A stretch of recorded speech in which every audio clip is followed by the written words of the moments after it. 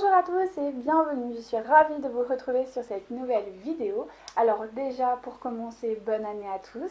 J'espère que vraiment cette année va être remplie de bonheur, de joie, d'amour, de santé surtout.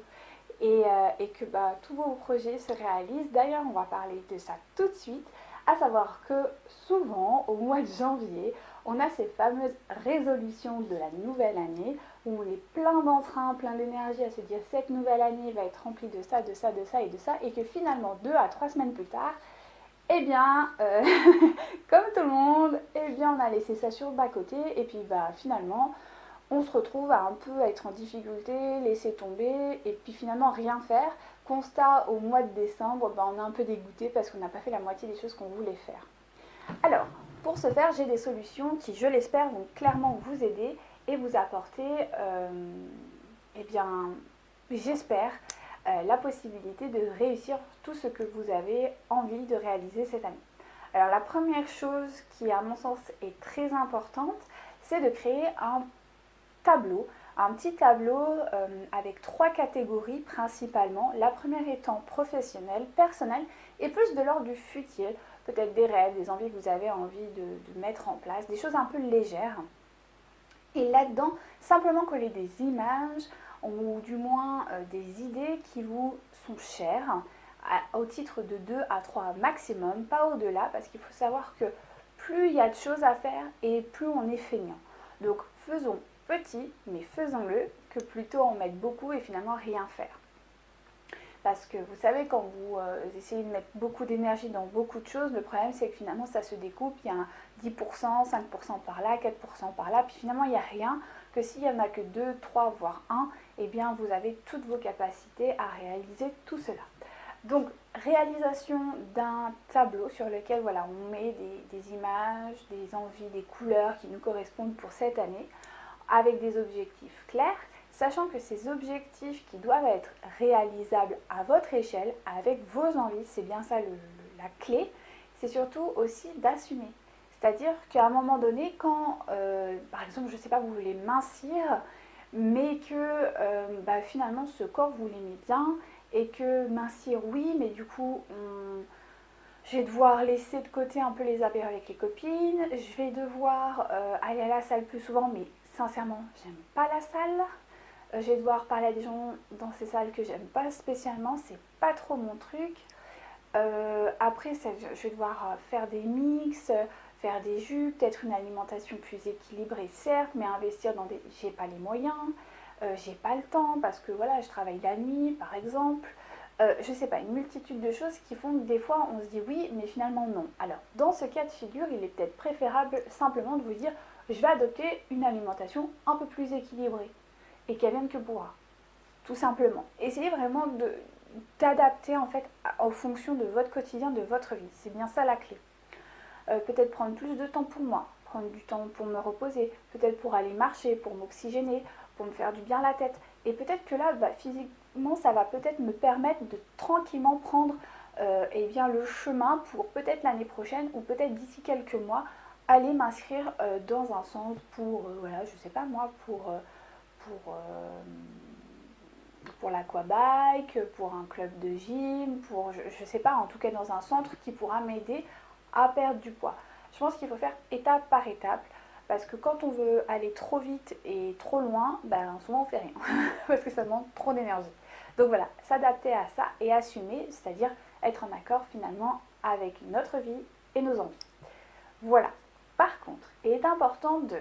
Vous allez me dire, c'est bien gentil tout ça, mais une fois que tu as fait tout ça, et c'est vrai que des fois ça impose des difficultés. C'est-à-dire que, exemple, par exemple pour moi, je veux développer mon plan santé, voilà, d'un point de vue un peu plus entrepreneur vraiment, et faire en sorte à terme que la naturopathie soit reconnue. Donc c'est un objectif qui est immense. Pas impossible, mais immense. Mais ça demande du coup énormément d'investissement.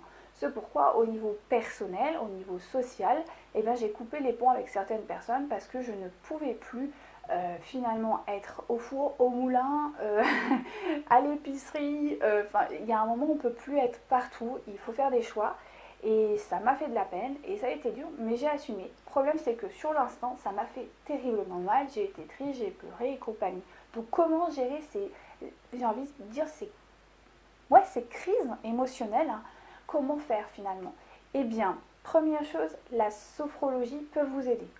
La relaxation, ça peut être la méditation, ça peut être le yoga, ça peut être l'activité physique. Ce sont des exutoires, ça va vraiment permettre de vider les émotions et finalement vivre l'instant, se dire ok je suis malheureuse, ok je suis triste, ok c'est malin, mais ça passe. Je le vis et hop c'est parti. Et c'est un peu ça l'idée. Et foncièrement ça marche. Sauf que pour que cela fonctionne, il faut des lames de fond. Et on va en discuter tout de suite. Ces lames de fond, la première étant, c'est l'alimentation. C'est-à-dire que si vous avez un corps qui est mal alimenté, il faut savoir que quand on est en cas de crise, eh bien on aura tendance à manger plus du sucre, des matières grasses, des produits salés, peut-être même de l'alcool. Donc tout ça, c'est pas très sain. Du coup, ça déséquilibre l'homéostasie générale de l'organisme et gérer potentiellement des infections, du stress, voilà, du mal-être. Et voilà, on tombe dans le cercle vicieux. Donc c'est pour ça qu'il est important, et même c'est une évidence, de manger vraiment de tout en quantité raisonnée et de manière saine et équilibrée. Donc vraiment, j'appuie sur une alimentation saine et équilibrée, surtout quand vous êtes dans des bouleversements comme ça va vous donner vraiment un socle. Parce qu'il faut savoir que dans l'alimentation, il y a ce qu'on appelle des oligo-éléments et des vitamines et des minéraux, et ceci joue énormément sur votre humeur. Parce que c'est vraiment un peu, j'ai envie de dire, les éléments hypersensibles de votre organisme. C'est-à-dire que dès que vous avez je ne sais pas, une baisse de morale ou quoi, c'est souvent le magnésium. Et souvent, ça va générer un stress. Ça peut être du zinc, ça peut être, je ne sais pas, il y en a vraiment plein, quoi. Ça peut être des vitamines A, B. Vraiment, il y a une complexité là-dedans qui fait que tout ça, c'est perpétuellement en équilibre et c'est ce qui vous permet, au niveau, en tout cas, humeur, sans rentrer dans la pathologie, même si on peut y rentrer aussi, mais en tout cas au niveau humeur, c'est ce qui permet vraiment d'être relativement stable. Donc il est important d'avoir des nutriments, des vitamines, des minéraux tout au long de votre journée, et ça c'est la seule source que vous avez réelle et qui fait votre vie, c'est votre alimentation. Donc vraiment, centrez ça là-dessus. Ensuite, il est important d'avoir une belle et bonne hydratation. Boire de l'eau, c'est important parce qu'un corps déshydraté est un corps stressé. Et qu'est-ce qui déshydrate le corps, sauf le manque d'apport d'eau? C'est aussi la dépense. C'est-à-dire que si vous êtes trop stressé, souvent on a le corps qui aura tendance à évacuer et à transpirer. On aura peut-être aussi une perte en urinaire, parce que les filles aussi, surtout, elles sont sujettes à ça. Il peut y avoir vraiment une multitude de choses, une respiration plus intensive. Et la respiration, quand on respire, on perd de l'eau. Donc voilà, il y a plein de systèmes comme ça qui se mettent en place et qui font que vous allez perdre de l'eau. Donc c'est pour ça qu'il est important d'en avoir suffisamment, ni trop, ni pas assez. Ensuite, si vraiment tout est catastrophique et vous n'y arrivez pas malgré tout ça, il y a encore une solution, ça s'appelle la phyto et l'aromathérapie.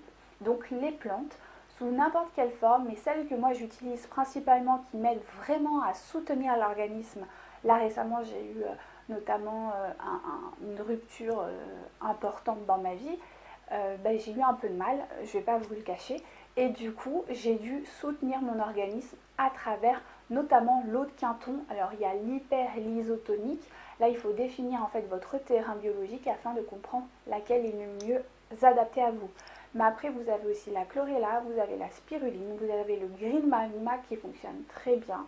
Après il peut y avoir aussi des huiles essentielles, après il faut faire des mélanges, c'est plus intéressant. Donc voilà, il y a plusieurs alternatives au niveau phyto qui peuvent vraiment vous aider à gérer à l'instant T la problématique et afin d'éviter aussi potentiellement des infections ou des maladies complexes qui pourraient arriver à terme. Et l'épuisement, notamment l'épuisement chronique qui fait vraiment partie de tout cette petite machine qui se met en route et qu'on n'apprécie pas forcément. Donc voilà à peu près tout ça. Donc n'hésitez pas à mettre sur papier ou sur internet comme vous voulez, faire un vrai tableau avec des couleurs, quelque chose qui va vraiment vous motiver des envies profondes et pas juste je veux plein d'argent pour être peinard, parce que ça c'est ce qu'on croit, mais est-ce que réellement c'est ce qui nous convient? Je veux être rempli d'amour, oui d'accord, mais quoi spécialement?